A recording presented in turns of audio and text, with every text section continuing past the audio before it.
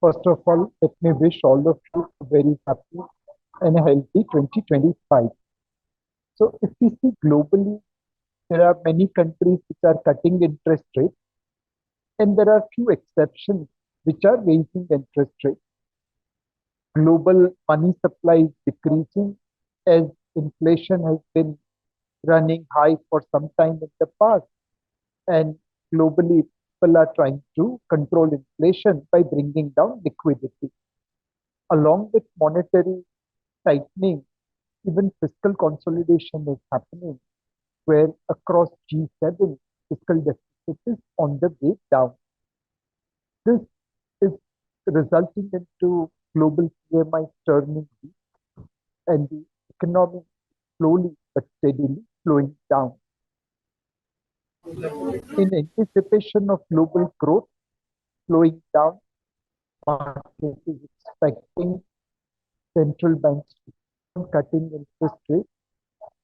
And while US Fed is a bit uncertain about how interest rates will come down, at least the expectation of the market is that throughout 2025, we will see interest rates coming down.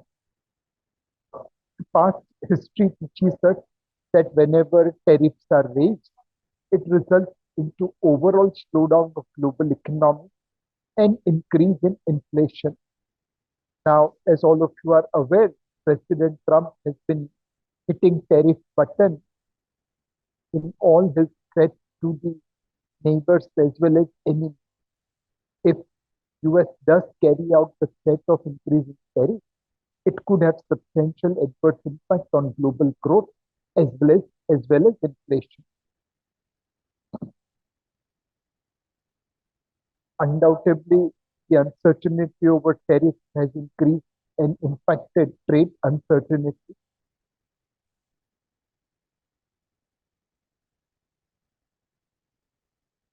Undoubtedly, there are many risks threatening global economy. The big one is HMPV virus. While it is being diagnosed as something which is in existence for 6 decades, so was the early indication about COVID in the same fashion.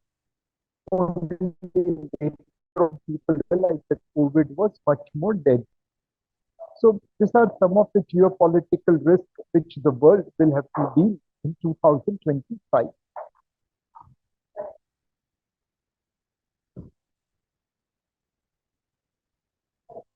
The second largest economy, China, continues to remain. The housing market in China remains subdued for quite some time,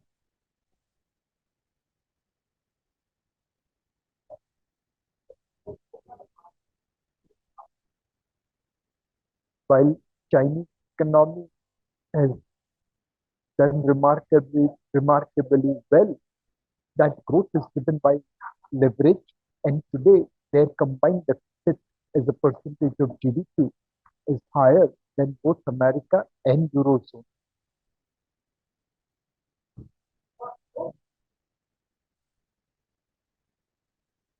China has rapidly scaled up its innovation, and today many of the technology they are turning out to be global leaders ahead of Western world as well as being competitive to the rest of the world. Will this miracle economy carry the load of global growth, or the tariff imposition by President Trump will have impact on global growth? One has to see in 2025.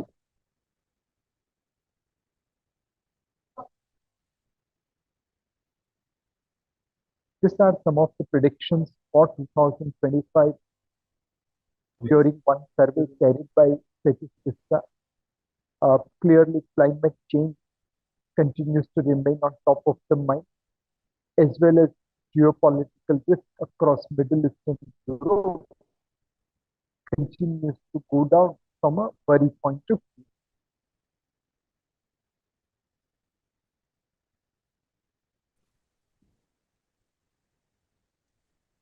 If we look at American economy, Fed since 2021, if we look at US economy, Fed since 2021 has been wavering around its projection of inflation. From inflation is transitory to economy strong and we are not in a hurry to cut rates. Fed has moved depending upon how the data has changed.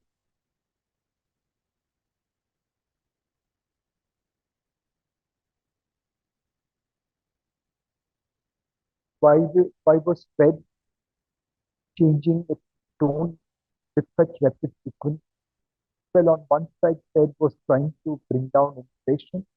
On the other side, it didn't want to derail growth.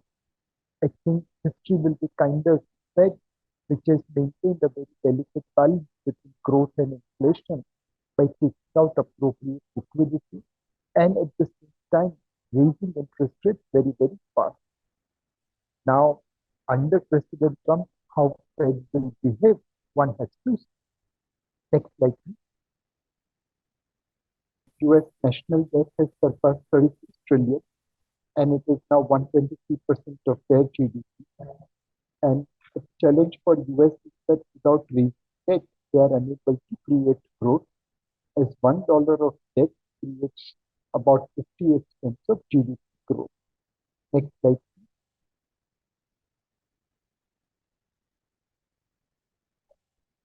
Now, normally when your debt burden keeps on increasing, you need to lower interest rates. And this was happening for almost major part of this century. From 2000 to 2020, interest rates kept on coming down, even though debt burden of US kept on rising. But now there is a divergence. Next slide.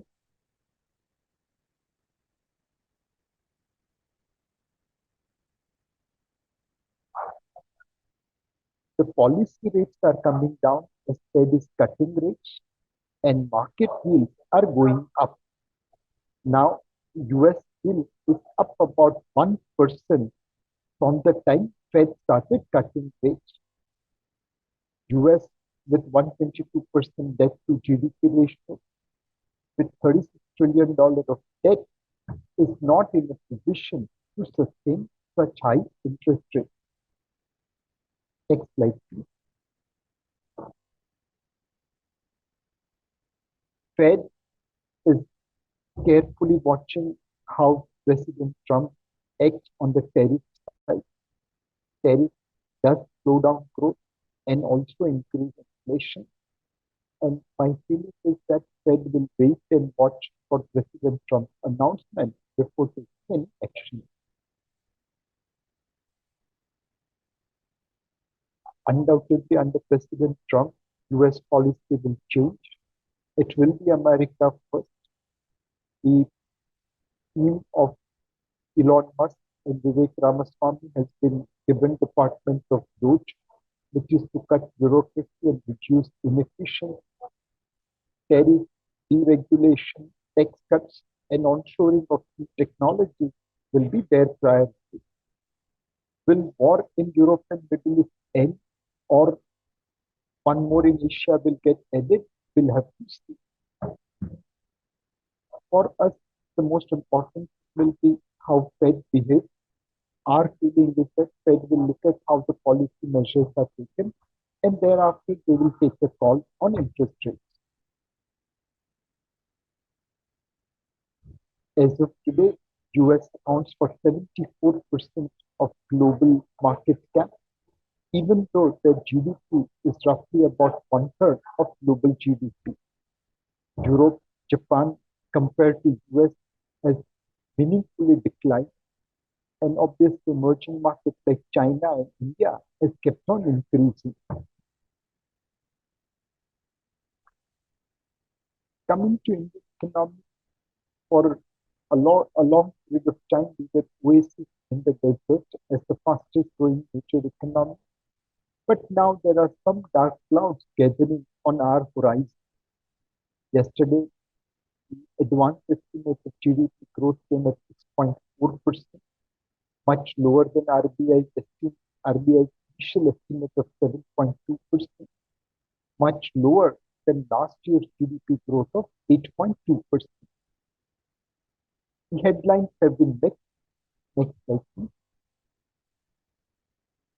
While we will remain one of the fastest growing major economies, our GDP growth rate will remain between 5 7%.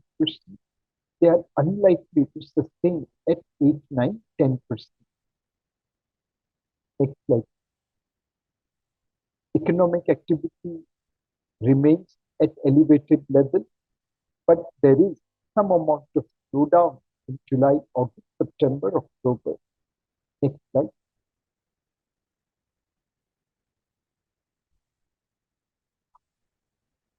Capacity utilization generally follows PMI manufacturing, and as PMI manufacturing has started coming down, we believe capacity utilization should also remain subdued in December quarter.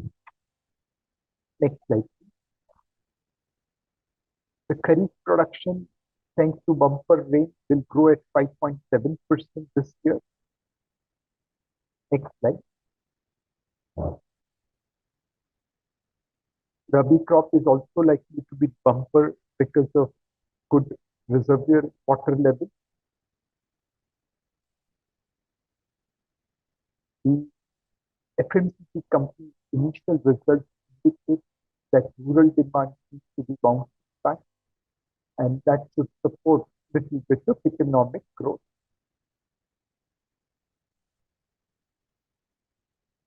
Oil prices have remained subdued as China is rapidly moving towards electric vehicles compared to fossil fuel vehicles.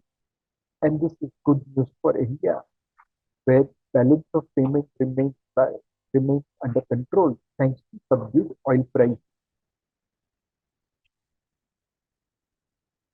The second quarter GDP came at 5.4%, way below expectation, and now full year FY25 target has been revised downwards from 7.2 initially to 6.4%. The second quarter GDP growth was impacted by widespread rain, drought period, as well as low government spending due to general elections in May 2024. Hopefully, this impact will get reduced over a period of time. This quarter, December quarter, should benefit a little from the festival season like Diwali and Christmas. Wedding season, as December and Jan are packed with weddings, and also government increasing their spending to cover the budgeted target. Overall, we believe GDP will remain subdued as GST collections have continued to grow below nominal GDP growth rate since May 2024.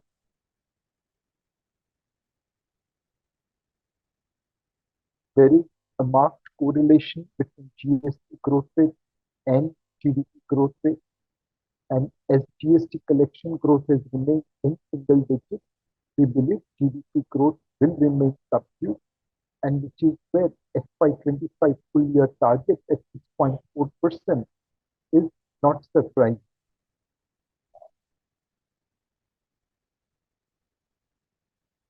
While GDP numbers are slowing down, corporate India is in a good shape.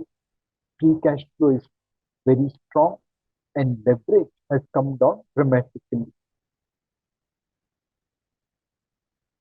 Despite reduction in leverage and increased cash generation, investment activity has not picked up, and over the last few years, investment in absolute number is remaining same.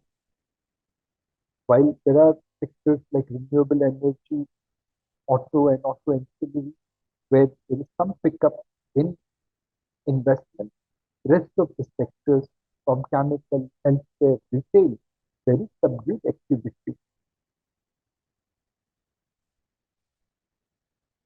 Urban consumption, unlike rural consumption, is slowing down, and most of the FMCG companies are indicating that rural consumption is recovering, but urban consumption is falling behind. Converting this mixed signal on economic to equity markets, our market cap to GDP ratio remains at above average level against long-term average of 87%. Market cap to GDP ratio is 138%.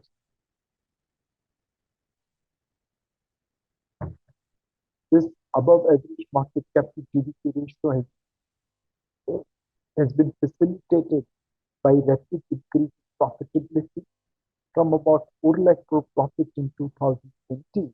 Profits have jumped to 15 lakh crore in 2024. Its profit multiplied by 2.5 times. Market cap has also increased in similar quantum. Valuation-wise, large caps are trading around their historical average, mid and small caps are trading at some premium to its historical average.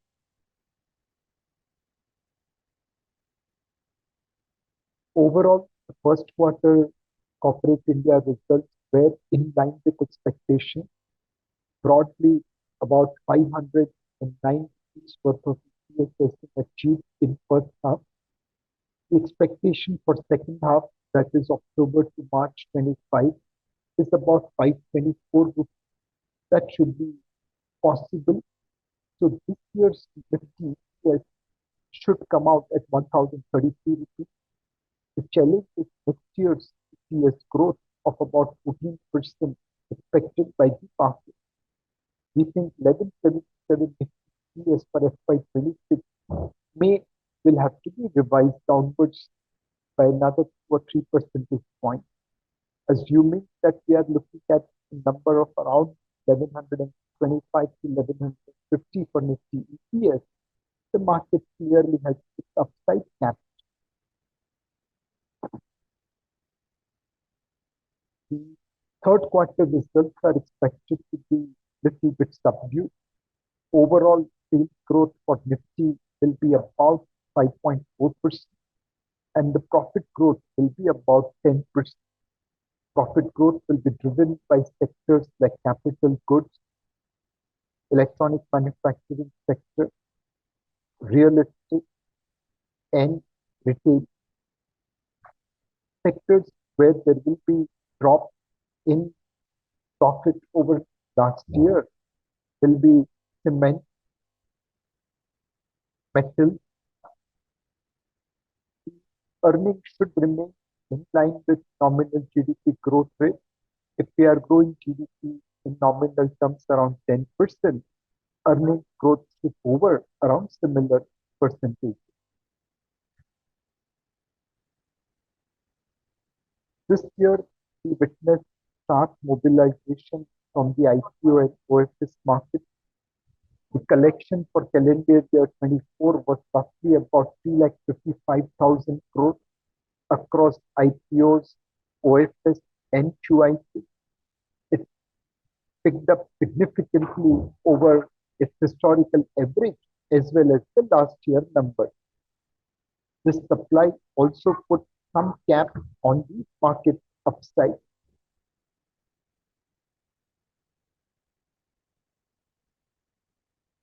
Thanks to support of all of you, domestic institutional flows have been strong, and entire selling by FPI as well as supply of IPO papers has been absorbed in the market thanks to domestic investors.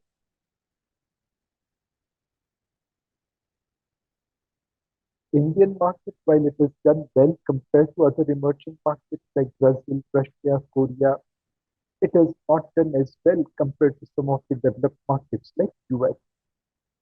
Overall, India remains one of the few bright spots in the emerging markets.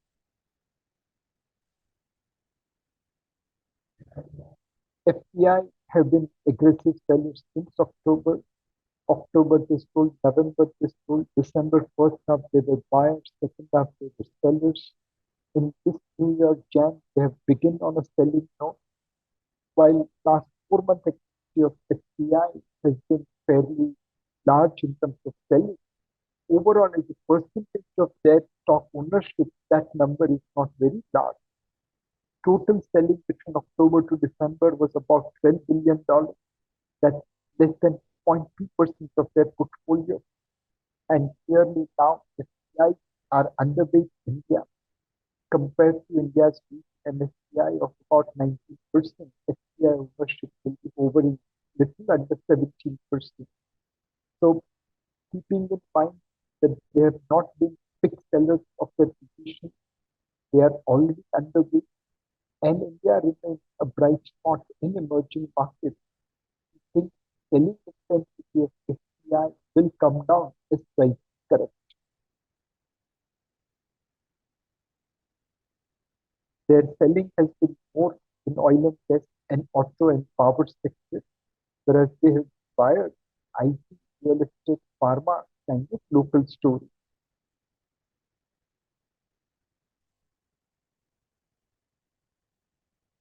On a longer term point of view, Indian market witnessed remarkable earnings growth.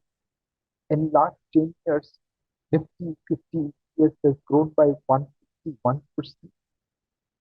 China, on the other hand, has shown earnings growth of 8% in renminbi terms, and US market witnessed earnings growth of about 5% in dollar terms. Mind this comparison is apple to orange. India's Nifty EPS growth in rupee terms was 151%. Chinese EPS growth in renminbi terms was about 8%, and S&P 500 went up by about 85% in terms of earnings growth over last decade in dollar terms. Undoubtedly, India is one of the few markets where earnings growth can be expected. And while on a P/E ratio, India may look little expensive, on a price to earnings growth basis, they look much cheaper. While we believe markets are facing a little bit of dark clouds in terms of slowdown in economy, in terms of corporate earnings growth coming below expectation. But please also remember that India is still one of the fastest growing major economies, and we don't expect big correction, big downside in the market from current levels. What we request still investors is to have moderated return expectations from their investment.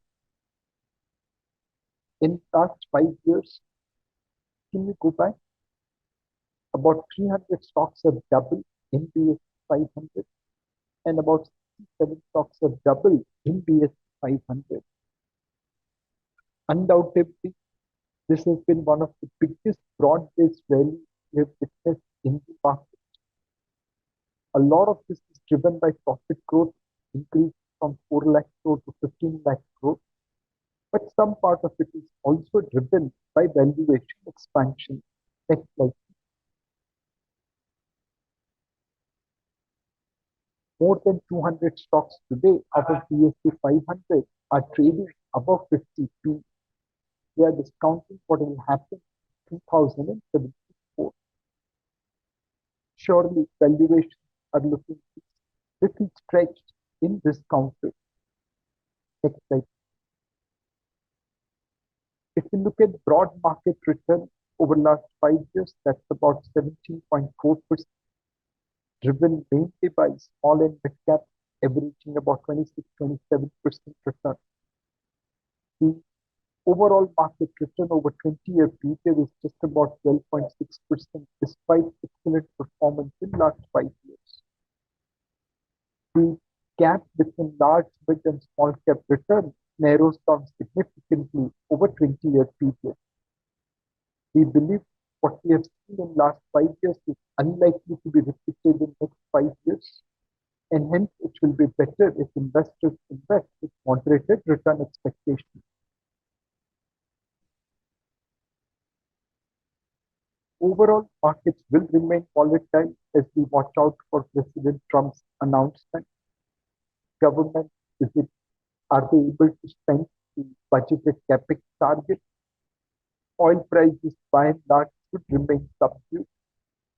Consumption, while rural is recovering, urban is slowing down. We need consumption on both sides to pick up. Geopolitical risk, hopefully there will be no new addition and the existing worries will get settled. But the most important for the market will be corporate earnings. And so far, the third quarter results which have come by and large are below expectations in terms of banking as well as FMCG. Overall, our call on equity allocation remains constant. We think this is fair value market and hence neutral allocation to equity. Think long term, try to overweight large caps and marginally underweight small and mid cap. And most importantly, moderate your return expectations as last 5 years return are not likely to be repeated in next 5 years. In terms of investment, SIP with a long-term view is sub-Ichhati Purti. And this year, if you our ruling return as on 31st December, across all our equity funds, we have delivered better return than benchmark index. A lot of were saying that fund managers are not aiding alpha, but you could see on a rolling return basis across all our equity funds, across all the time periods of last 10 years, we have delivered better return than benchmark index. So if you look at our equity funds on a rolling return basis, next slide please, as well as our hybrid and equity funds on a rolling return basis, across all time period of last 10 years, we have added more value than benchmark index. If we look this on a point-to-point basis, next slide. On a point-to-point basis, there is some marginal underperformance across all our equity funds. We have delivered better return than benchmark index. Next slide. The same is true for our hybrid as well as other equity funds. On a point-to-point basis, as on 31st December, across time periods, we are delivering better return than benchmark index. And if we look at SIP return, next slide. Again, across this time period, very few funds like small cap, we have delivered as much or better return than benchmark indices. Next slide, please. This is also true for our equity and hybrid funds. So across majority of our equity funds today, we are delivering better return than benchmark indices. There were periods where we underperformed benchmark indices because in the market, donkeys and horses both were run. We had taken bet on our horses. There are some time periods in market when donkeys run faster than horses, but eventually horses catch up. Today, we are glad to say that we have added value to all our investors' portfolio, and hence one should on one should keep faith on active fund managers, which will be able to outperform markets over a period of time.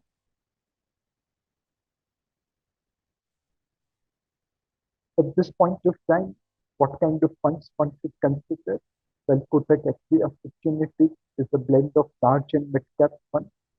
As we intend to remain overweight large cap, this is one fund to look at. This is also time for sector rotation, and hence contra fund can be considered. Multi-cap is a Harpanwala fund, gives you exposure across large within small. Our quant fund we had launched about 1.5 years ago. It is generating alpha of about 10% since inception. This fund is small in size and we intend to keep it at a level which will allow us flexibility of turnover, which will allow us flexibility of entry and exit. These are some of the funds which you can consider for your customers' investment.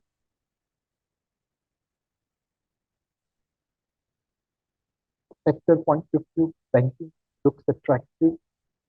Consumption, especially driven by rural consumption, looks also attractive. And technology should do well in case President Trump's tax cuts result into increased technology spending. These are the three sectoral funds: banking, consumption, and technology, which can be given to high-risk customers. We also have bucket of passive funds.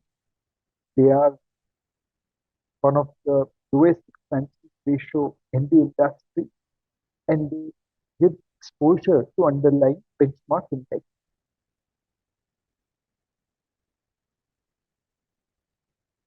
Our passive index fund ETF portfolio is across market cap like large cap indices like Nifty 50 Sensex, mid cap like Nifty 50 index, or in small cap, which is Nifty small cap 50, as well as today we have launched Nifty small cap 250.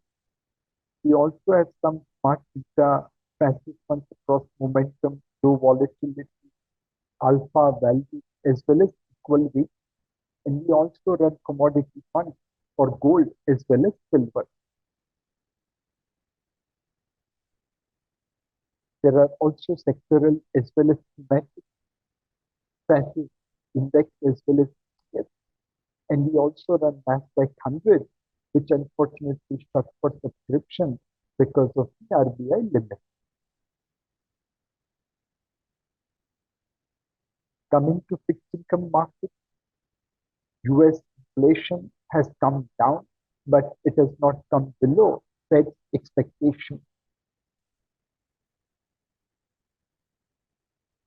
Fed cut interest rate as expected in September, November, and December. But going forward, it looks like there will be a pause before Fed resumes interest rate cuts.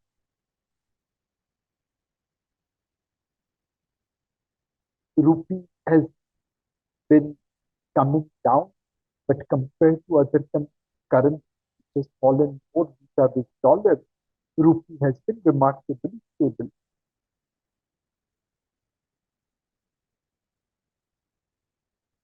Local bonds have outperformed global bonds. In India, 10-year yield is up about 10-15 basis points. In US, despite the percentage rate cut, 10-year bonds is up about 100 basis points. The yield curve has moved across different regions. Brazilian yield curve has jumped maximum. UK, US, Indonesia, Japan all have their 10-year moving up substantially. Compared to that, other emerging markets have moved marginally.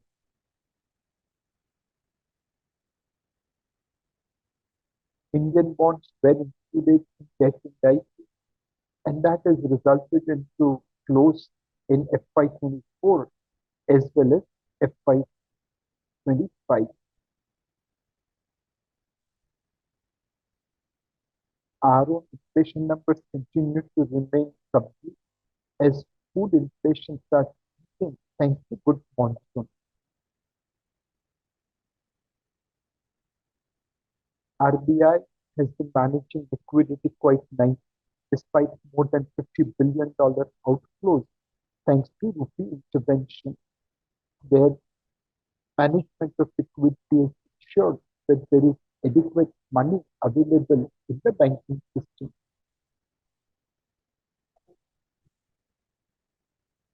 We believe our view on interest rates remains soft while RBI will take its own time to cut interest rates under new leadership. The direction of interest rates will still remain on the softer side. It is time to accumulate duration with 18-month plus view. No rate cut expected in first half of current year, but thereafter, if Fed does cut rates and creates room for RBI to follow through, and our inflation data supports, we may see a shallow interest rate cut cycle where interest rates are down about 50 basis points to 75 basis points this year.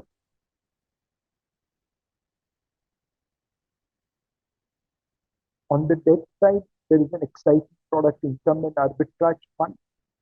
If you invest for over 2 years, then the applicable tax rate on long-term capital gain will be 12.5%. This is primarily coming because of the fund of fund structure of this fund. 60% will be invested in debt funds where duration will be managed on a dynamic basis. 40% will be invested in arbitrage fund. Combination of 60 debt, 40 arbitrage creates a fund of fund structure where it will get taxed at 12.5% after 2 years investment horizon compared to 39% which people pay on their fixed deposits or other fixed income instrument. 12.5% after 2 years on income and arbitrage fund is an excellent proposition. This becomes a must-own part of HNI portfolio. They will be able to save roughly about 40 minus 12, 28% of taxes through investment in this fund.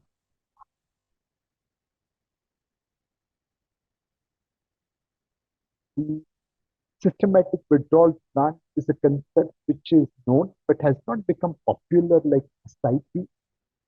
For regular cash flow, SW is the perfect solution. For low taxpayers, Kotak Debt Hybrid Fund or Kotak Dynamic Bond Fund kind of fund will be appropriate for SWP. For people who have risk appetite and higher tax bracket, balance advantage fund or equity savings schemes will be appropriate for systematic withdrawal plan. If you see performance of these funds, they are all around double digit for last many years.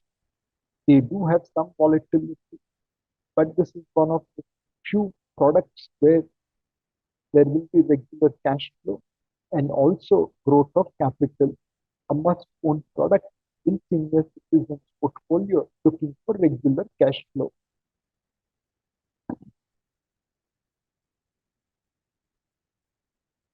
This is some of the example of SWP across this four category of funds from higher risk appetite to lower risk appetite.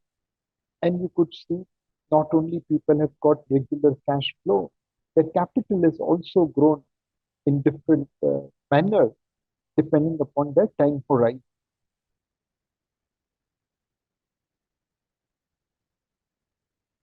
Gold, we have been bullish since 2020, and last year gold was one of the best performing asset class over debt as well as equity. Undoubtedly, gold, having done well in last 4 years, is reaching a consolidation stage. But if we take slightly longer term view, gold continues to promise a lot of potential. Next slide.